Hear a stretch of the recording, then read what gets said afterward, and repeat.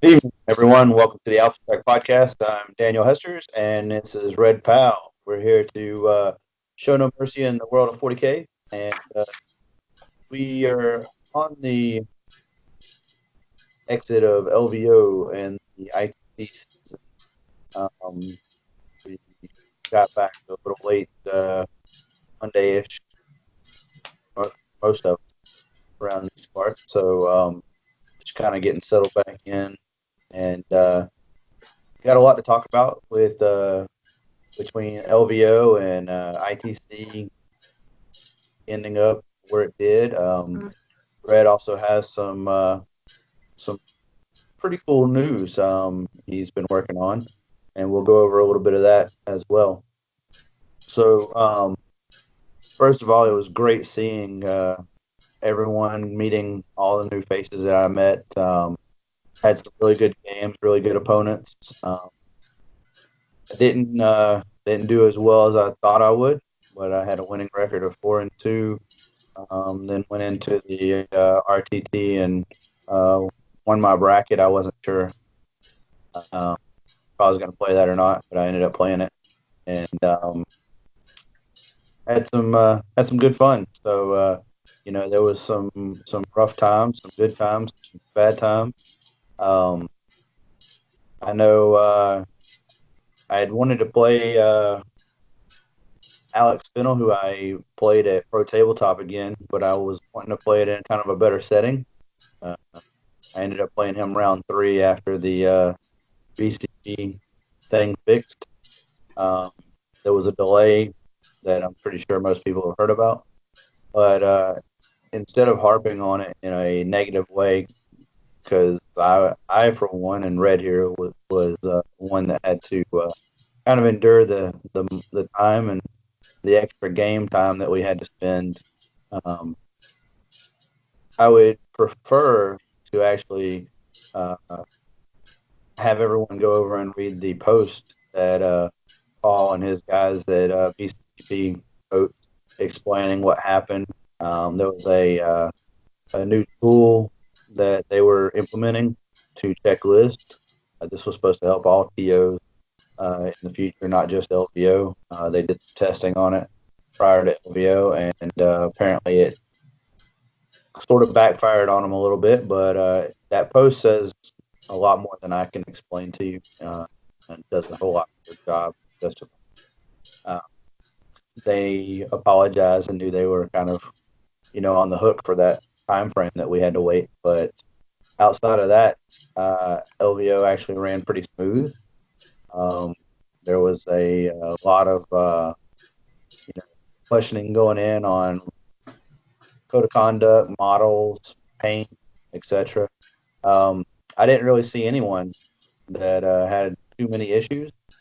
I don't know how many uh, models got pulled. I know I did have someone ask a judge to check my chaplain dreads, but I luckily the same judge that came and checked them was the one that approved them.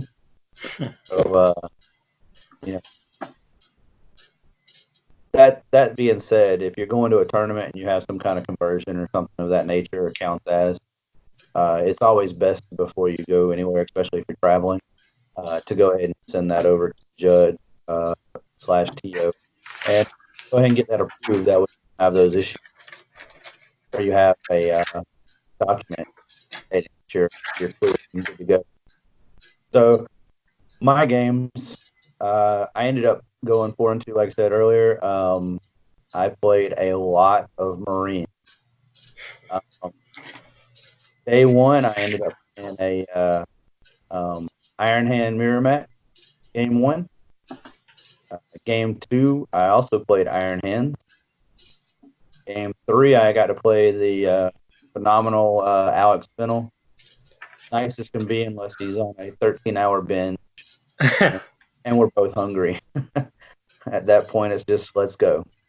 He was playing Raven Guard. He was playing a little different list, which is kind of funny because I was kind of mentally out of it after waiting around for a while, and I put planes on the list specifically to deal with possessed and centurions.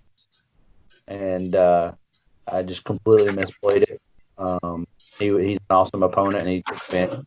And we talked about it after the game and the next day even discussed while we were watching a little bit of the finals. So I lost to Mr. Fennel, and then I came back for game 4, and I had another game versus Iron Hands.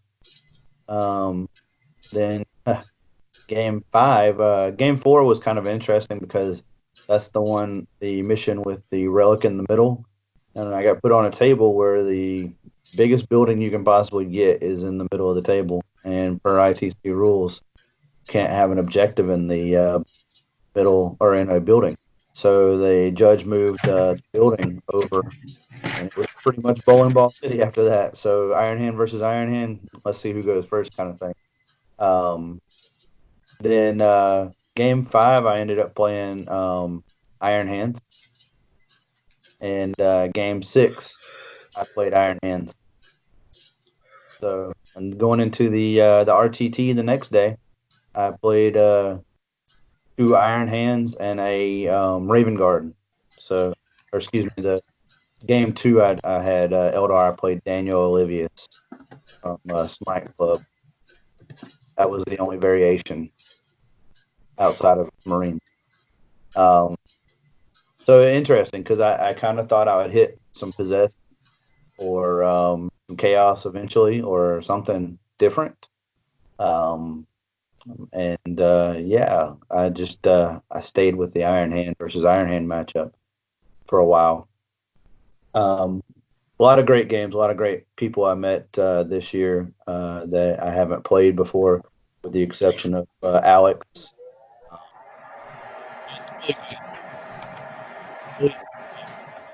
Events like that and playing different people, you get to see what kind of meta they're used to, what kind of stylistic, list or gameplay they have. So that being said, I enjoyed my time there. It was definitely an experience, and again, it's good to be home, but it was great to go and venture out, play. So I'm going to turn it over to Red, who actually won a lot of awards. I mean, to some degrees, it's kind of. I mean, there are a fair amount of competitors out there in the faction of Khorne, but I can say with certainty at LVO I was the only Khorne player, and so I know some people might say that was very brave of me.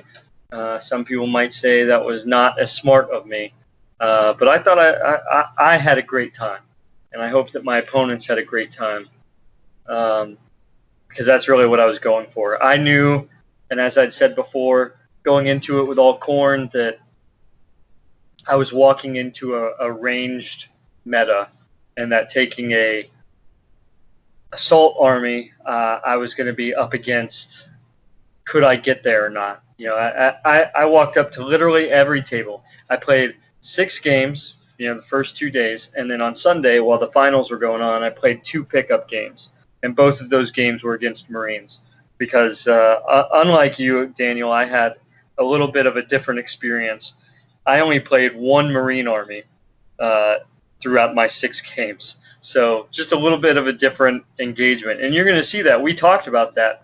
The kinds of matchups that you can run into when you have that many people. There were a significant number of Marine armies there, and throughout all of it, I only encountered 1. Whether that means that I didn't break the barrier or not, just interestingly enough. So my first game was against Cody with Tyranids. I admit I was not prepared for what came out in the most recent Psychic Awakening with Blood Angels and Tyranids. I just hadn't looked at the adaptations and everything else that came with it. And we've talked a lot about knowing your enemy and knowing what you're getting into. And I was not necessarily prepared for exactly what this guy was going to bring on the table. As he explained it to me, So he had 2 adaptations. He gave up his Warlord trait to get this adaptation, but he had 2 adaptations, which were the same, and both of those adaptations essentially ignored AP -1 and AP -2. And for my army, like, that's as high as I get with my chain axes. So he just ignored AP essentially. And I walked up to every single game and I said, listen, and I've said this before at other places, I'm a level 4 NPC. It's tower defense. All you got to do is stay away from me and shoot me and kill me, and you'll be okay. And Cody went first. He deployed.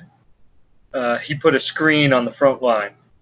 The problem with screens, and again with Khorne and the nuances of melee, is that those screens are essentially slingshots for me. As long as I can, if it's not a durable enough screen, I can kill it and I can move past it and I can keep going. And so I used Apocalyptic Frenzy. I put my Terminators and a squad of Berserkers outside of their transports forward into the middle of the board. That same table you're talking about where they had to move the big building in the middle, well, I didn't have an objective in the middle, so I had a big building in the middle, which I was able to take advantage of. However you want to say that. Cody had Hive Guard, so he shot right through the terrain and totally wasted my Terminators turn 1. Sure. However, that other squad of Berserkers that was right behind them that I put there was exactly what I needed to go into his front lines on my first round, where I killed 2 squads of Termagants and an entire, I think it was an 8-man squad of Tyrannid Warriors. So, I chewed through that pretty well.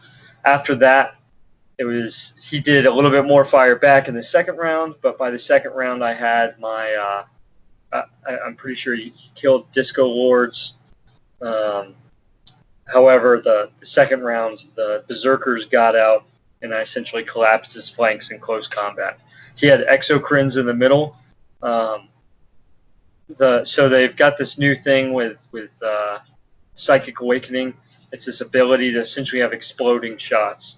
And so if they don't move, the Exocrines or whatever this was, they got a +1 on top of exploding shots. So they were exploding on 5s and 6s. And they could shoot twice in the shooting phase. And so, these T8 monstrosities shooting twice with their big cannons, exploding on 5s and 6s, like, he was able to put some hurt out. It was just a problem that I was able to touch him. And so that's what it came down to. And so it was a great game. Molested, it's great. What's that? Sorry? If you leave those guys unmolested, it's great.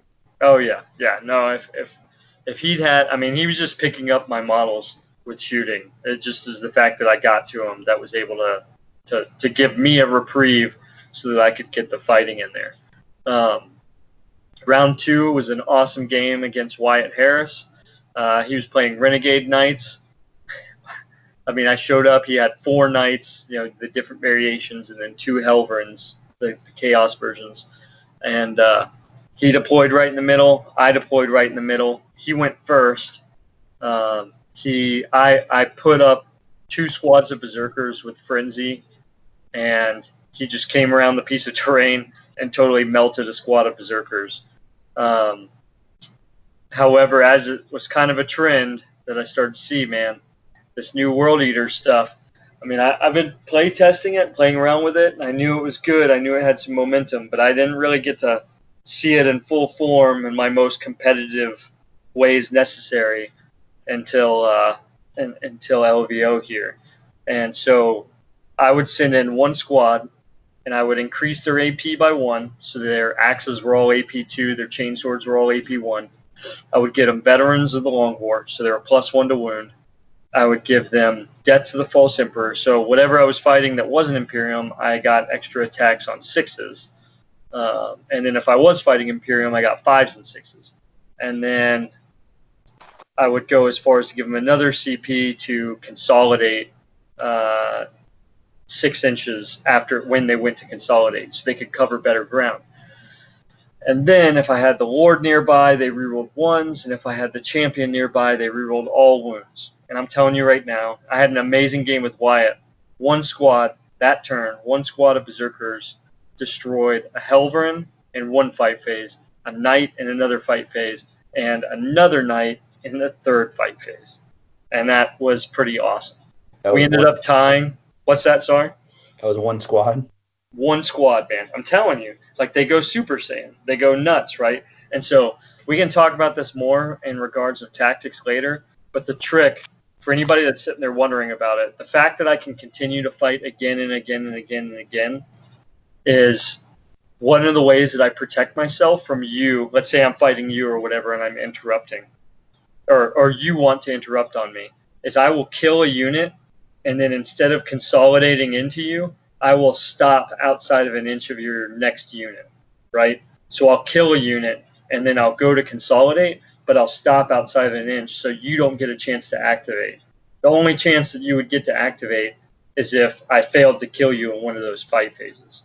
And so because I went in and I killed it, and then I successfully killed the second one, I consolidated just outside of an inch of that third one, waited till the end of the fight phase, and then I consolidated into it and killed it. And I mean, it's just, it was, with all of those bonuses, it was pretty remarkable what they were able to accomplish. Sure. Yeah. The fighting. What's that? Lots of fighting and dice. Oh, man, so many dice, I tell you. So that was an amazing game. Again, we tied up 24-24. Wyatt's a great guy. Really appreciated that opportunity. Third game, I played against Richard, who is from Sweden. And he was an amazing opponent. In fact, you know, our friend Mike Sells was walking around and helping us out. And Mike said that Richard was one of the most chill players he had ever seen. Richard, if you're out there, man, like, thank you for an amazing game. You, I know we were just tired. I know we were both exhausted.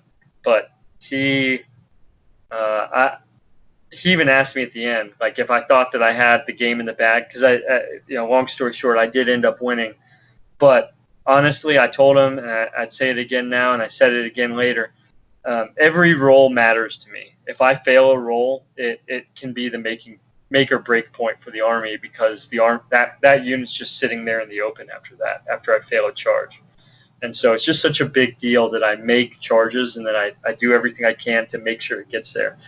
It's not just about, you know, it's a dice game for me. It's not about that. But it is something where everything I do, if I can't commit my army into something, I definitely suffer significantly for that. And so Richard was playing AdMech, and he put so many breachers in that army.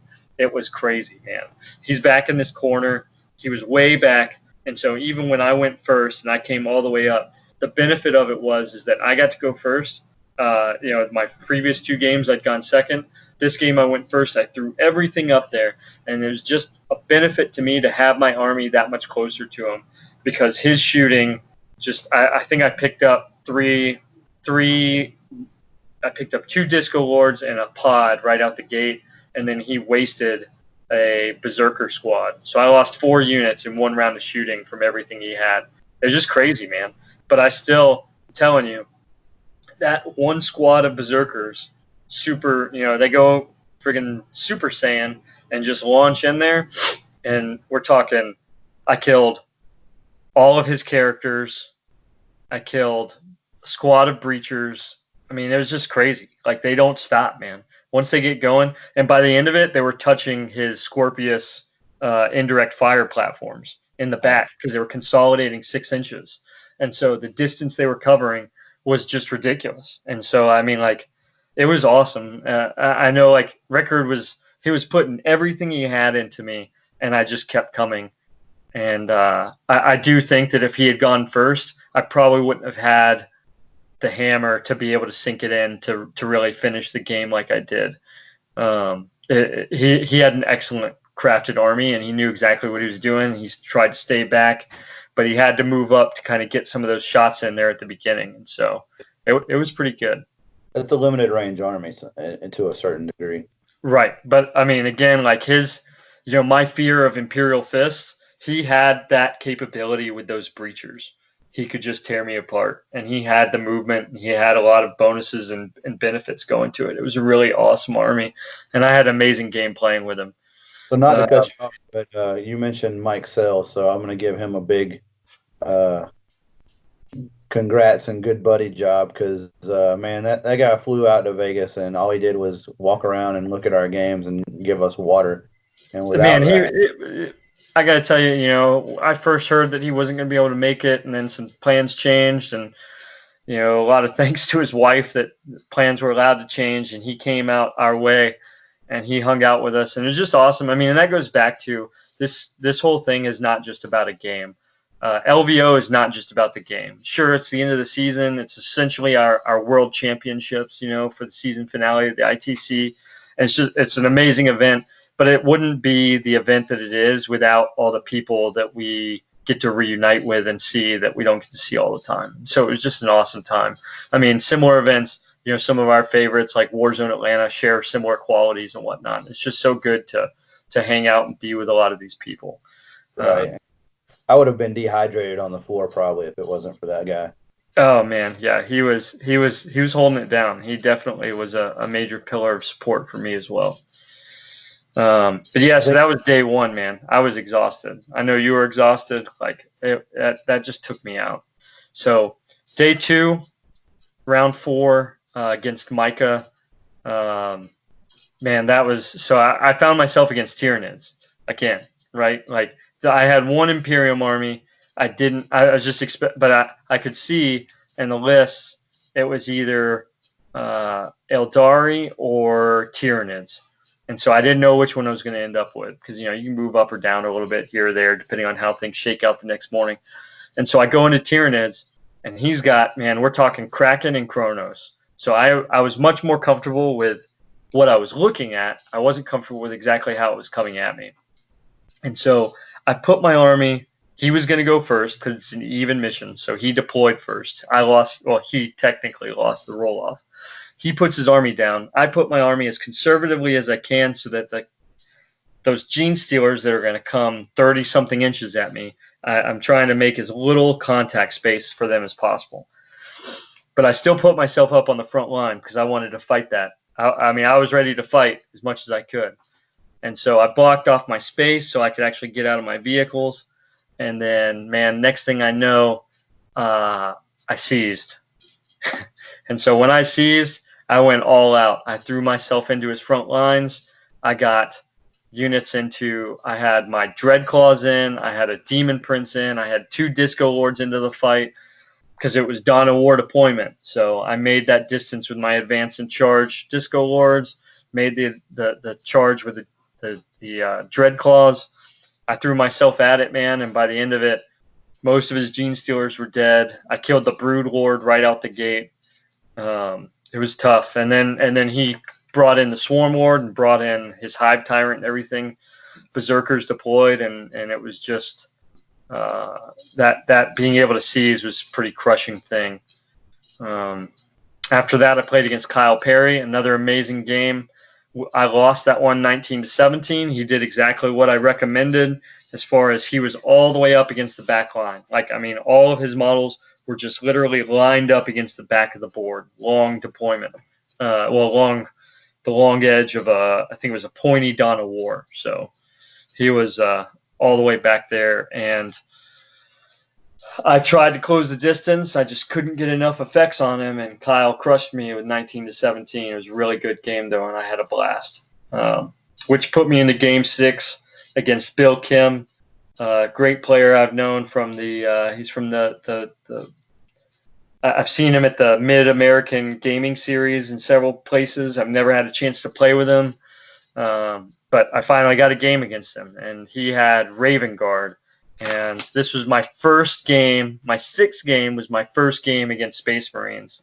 And it was so close. We were just so tired. At that point, man, again, going back to the people being the focus of the event, we're not competing for top tables. We both lost at least one. And it was just so close.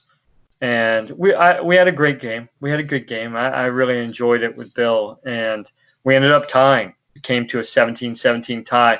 I had most of the board for most of the game. I got 11 points off the primary. He got 11 points off the secondary.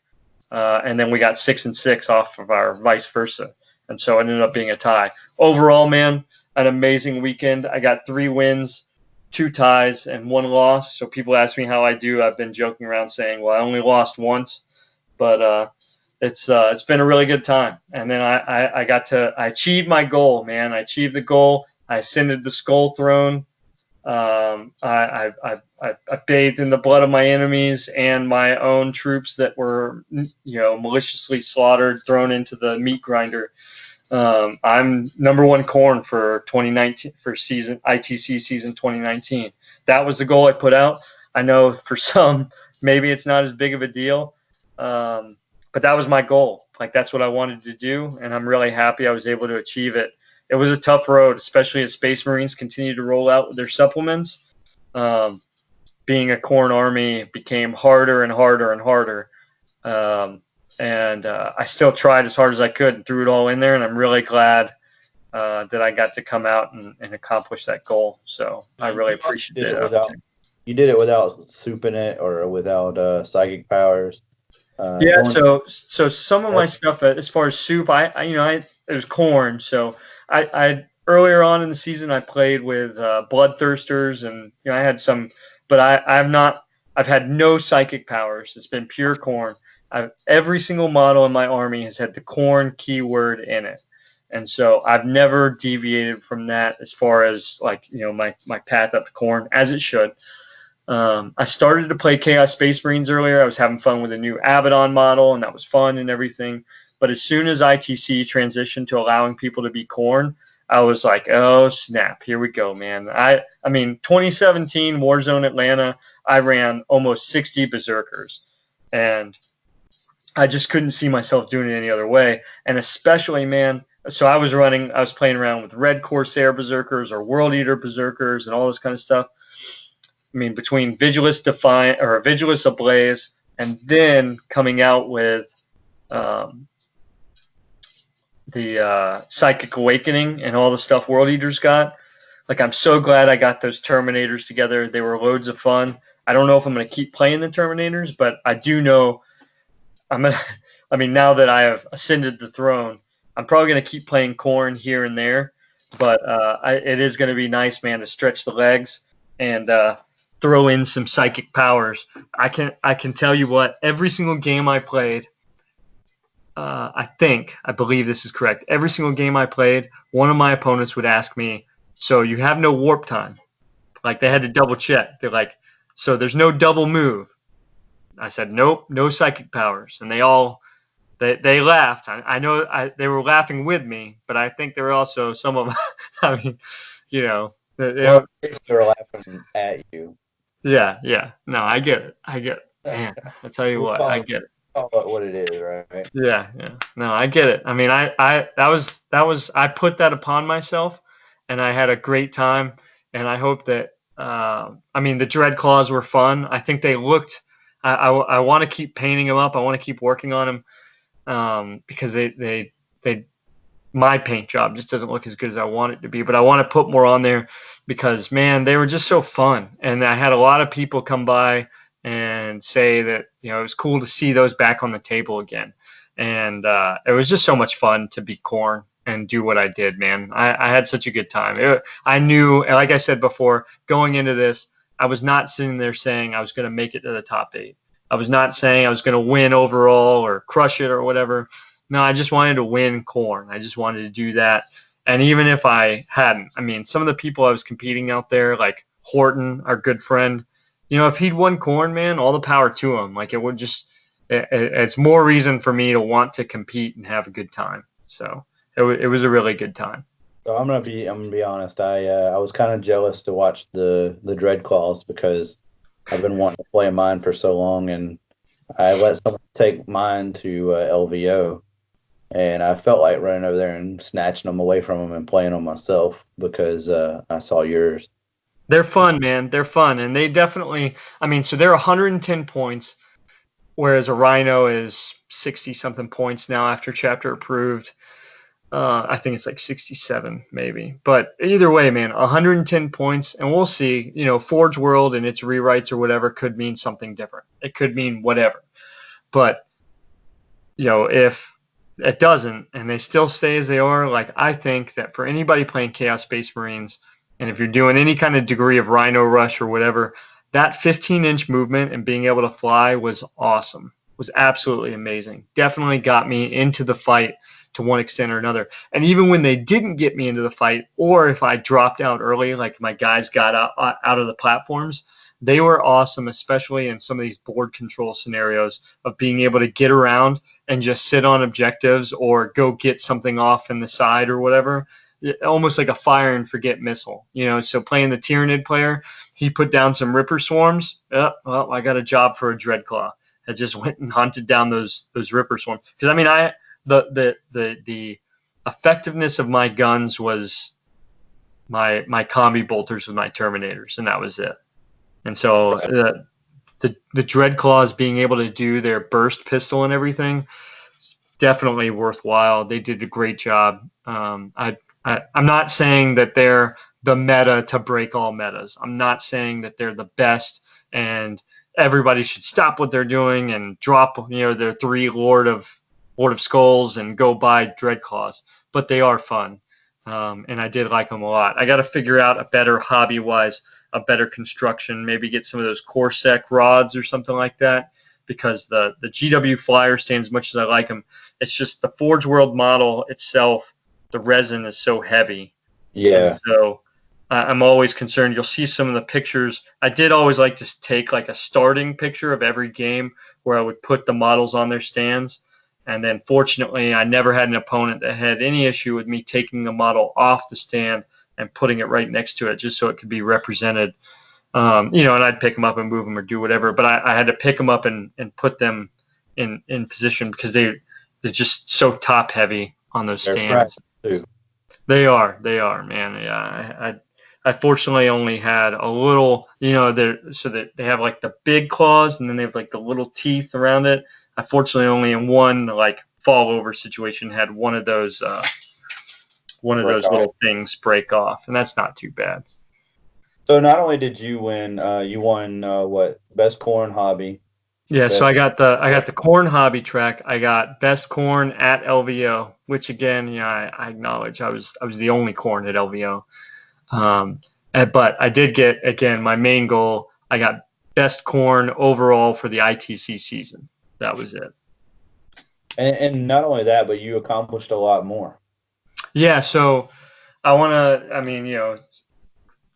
We've been partners in this Alpha Strike podcast for a while, and I know some of it might have been alluded to or mentioned, and it wasn't our first appearance, but this was really our major debut appearance for the U.S. Army Esports team, which is consists of myself and 5 other individuals. 3 of those individuals were present alongside me at LVO, where we made, again, the largest presence that we've had so far. We've got the 2019 U.S. Army Esports jerseys on. We were present at Warzone Atlanta, and some of the other guys have been present at other events, but LVO was really kind of our big showing with a lot of people there collected from all over the world to see, which was amazing, man.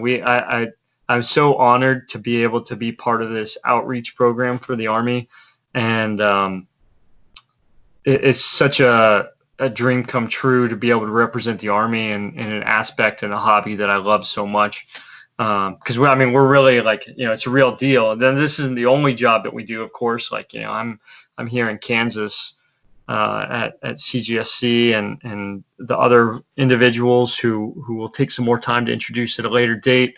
We're at large. We're called an at-large team.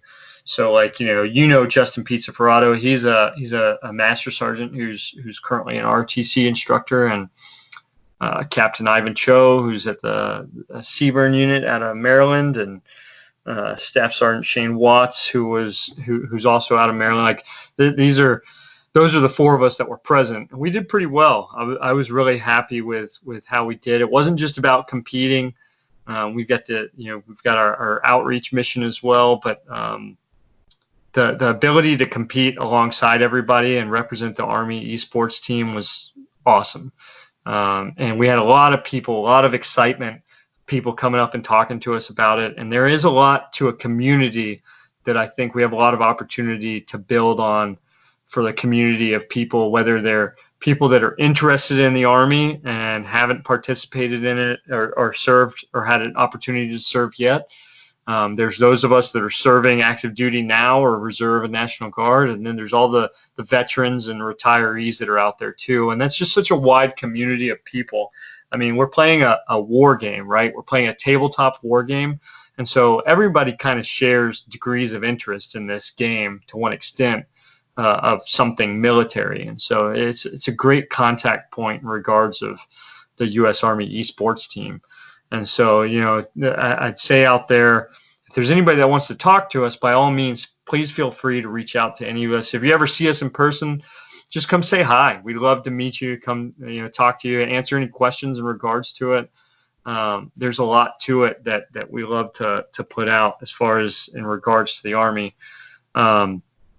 So you also kind of alluded this, but you guys didn't do just okay. You guys did really well. Yeah, I mean, why don't you kind of elaborate? I mean, so none of us, I mean, you know, just like yourself, you did a great job too, right? Going 4-2. I think 4-2 is pretty close to what we can comfortably consider as the mark of success as far as competitive nature of LVO goes, right? I think a 4-2 record is above average, and that's what everybody should. I mean, trust me, plenty of people that I played.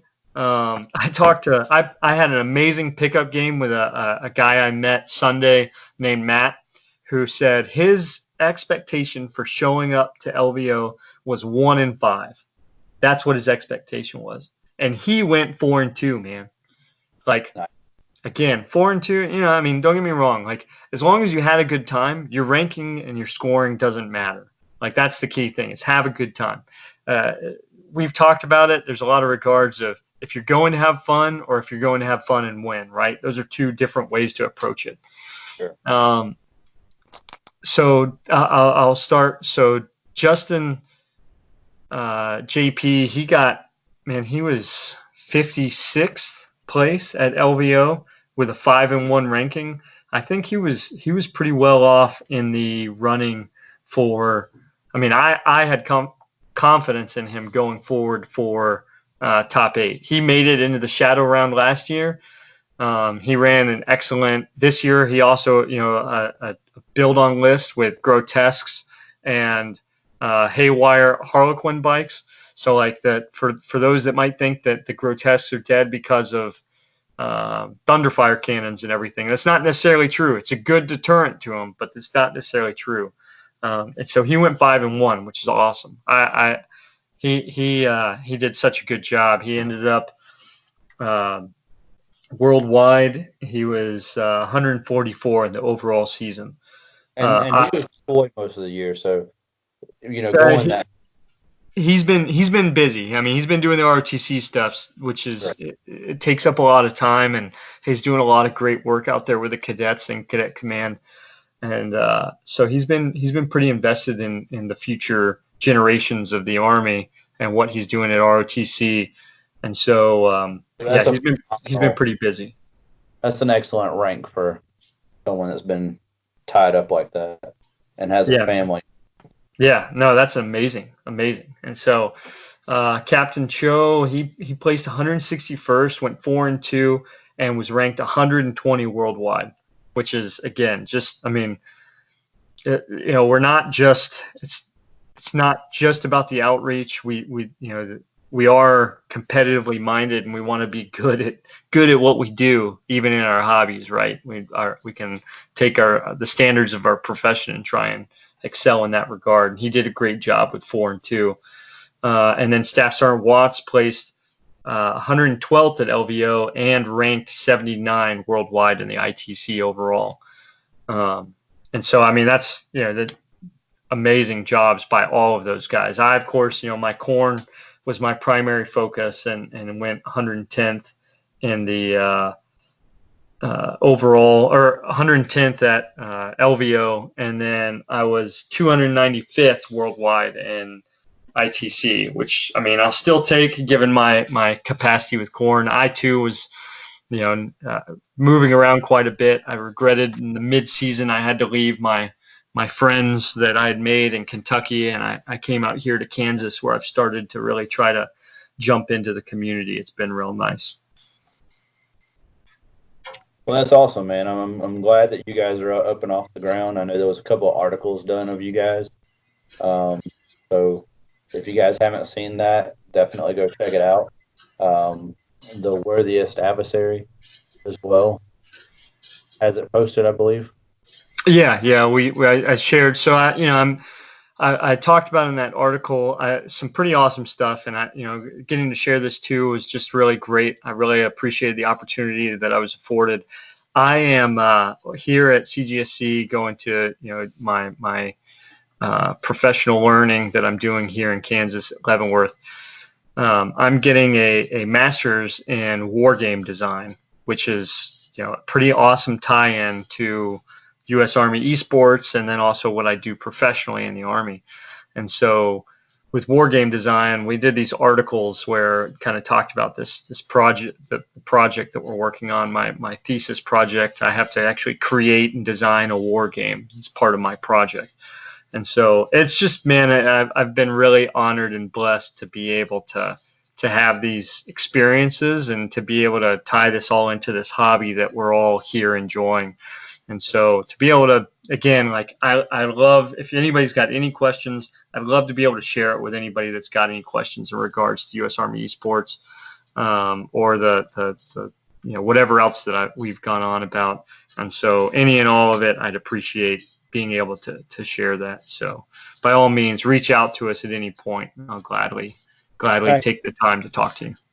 I can tell you now that being prior service and working around kids and stuff, I've put many of kids into the military, but I've also tried to do what was not available for me at their age. That was guidance.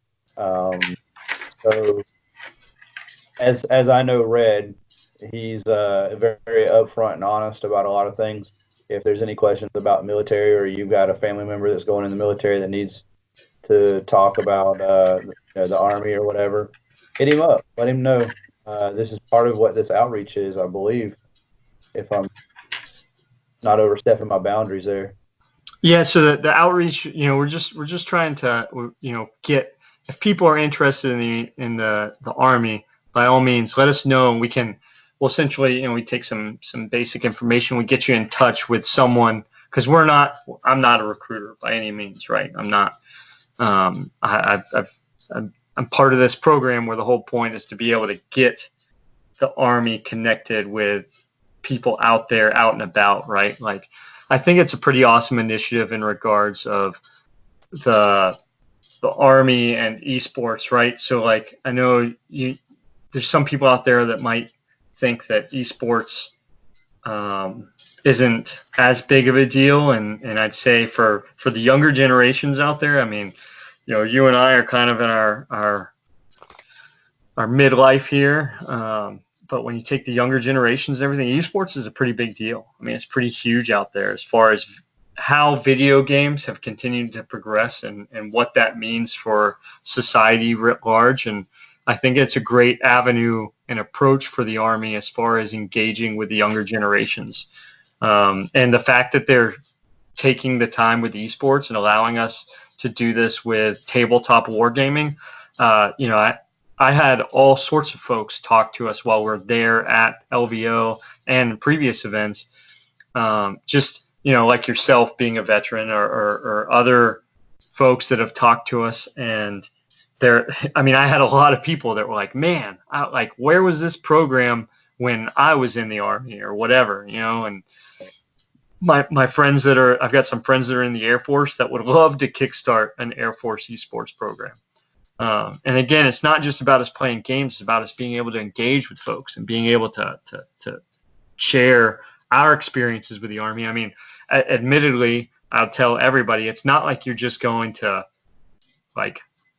show up and your job isn't going to just be esports or whatever. That's not how it works, right? Like, I've been in for a while. You consider, Justin is, yeah. Well, you gotta you got to get in there. You got to make sure there's a professional commitment and job that's got to be done. And this is just a period. Like, I'm not going to be able to, I've got a lot going on right now with what I'm doing here at CGSC and everything. But at the same time, like, there's sacrifices and whatnot made to be able to accommodate different parts of the service and professional development and whatnot. And so, if I can do more and I can do better by everybody, then that's what I'd like to do. And I think that that's the same kind of deal, because those of us that are at large are, it's, again, our focus is not Warhammer 40K. This is something that we do more or less on our own time, outside of just, our other professional duties. And so it's just something to keep in mind. But again, we'd really love to engage with folks and take the time to talk about them. So if anybody's got any questions in regards to it, feel free to hit up any of us. And again, we'd love to talk to you. Well, excellent, man. I'm glad we we prepped a little bit, we talked a little bit, we had fun. Got to see a lot of great friends that we don't get to see very often. Congratulations to Richard Seigler for winning. I picked him to win in my fantasy league, so he kind of won me some money. We had a good time doing that as well with the fantasy league. So thanks to those guys who joined in and whatnot. The next couple of let's see, I believe ITC was going to try to do some questionnaires, basically, Frontline Gaming, to see if they were going to change some of the missions. Usually they do around this time of year, so we'll probably know more here in the next month or so if something happens. We have the Alpha Strike podcast GT coming up in February 29th, and March 1st, Saturday and Sunday. So if you haven't signed up, you might want to hurry up and get signed up. We will be using pro tabletop terrain and mats for the next event. We're going to try to get a stream going. And I'm going to start back on streaming tactic videos at Gigabyte Cafe. If you haven't signed up for the GT, go ahead and call Gigabytes and make sure you sign up ASAP. It is a first come, first serve, and we've sold out and ran out of room, actually, every event so far. Do you got anything going on up there? Nothing crazy right now. I'm really, again, so for the U.S. Army Esports stuff, now that the season is ended, we're about to drop the process for those that are interested in joining the U.S. Army Esports team. And so active duty only right now. We're looking at opening up the ranks a little bit, letting some new blood in and adding some folks and building on what success we have and going from there. And so, we've got a lot of events coming up. We're going to try and see if we can get some representation at some future events. Namely, the big one down the line is Adepticon. And so we're going to see how that goes and if we can get everything to line up straight. And if it doesn't, we've got more. We're looking at ATC as well. But I'm really excited for some of the future possibilities and what it might mean looking ahead. So. Well, that'd be pretty awesome. I'd love to see you guys at ATC. Yeah, man. Me too. I won't be. I haven't ever been to Adepticon, so. Yeah, this is. If I can make it. This is my first year that I'll be able to go, but I've never heard anybody say anything other than amazing things about it. And so I'm really looking forward to this first experience, especially if I can get the U.S. Army Esports team to go, along with me. So. Yeah, sure. I mean, I've ever since I owned my store and was playing around and heard of Adepticon, I've always wanted to go, but just haven't had the funds or the time to take off. Sure. It is one of those during the week kind of things. Yeah, exactly. So, But yeah, man, I'm glad you guys are up and running. Any questions? Make sure you go check out that article. If you have any further questions, reach out to Red. Uh, we are having the GT coming up on February, and we still have turn counters for sale. Uh, we are selling those, or Hammerhead Games is selling those for us. They make them for us. So hammerheadgames.net. I'm gonna say it right here in a second. And obviously, I would like to personally thank Gigabytes as well for helping out and giving us space and time to allow us to do our events there. Uh, got a lot of good things going on. Phil from State Farm, he's going to be also sponsoring the Gigabytes event itself. So he'll be there on hand, trying to help out with registration and stuff as well. So make sure you check us out. Make sure you come by, give us a like, give us some feedback. We are going to try to kick off the next episode with more of a preview and overview of some of the new stuff that's come out, because we've been really hammering out LVO and trying to finish up the season, basically. So we weren't really too thrown into the mix about the stuff that couldn't be used. But now that LVO is over and ITC is officially in start mode again, we're going to kind of hammer out and do a couple quick sessions on some of the new stuff and try to throw some list ideas and themes together. So make sure you tune in for next time. If you have any questions prior to that, let us know, and we'll go ahead and either put your question to the test, and I can do a tactics video on it, or we can go over it here on the podcast. But for now, we appreciate everyone. Give us a like, and we'll see you next time. Keep sweeping that leg.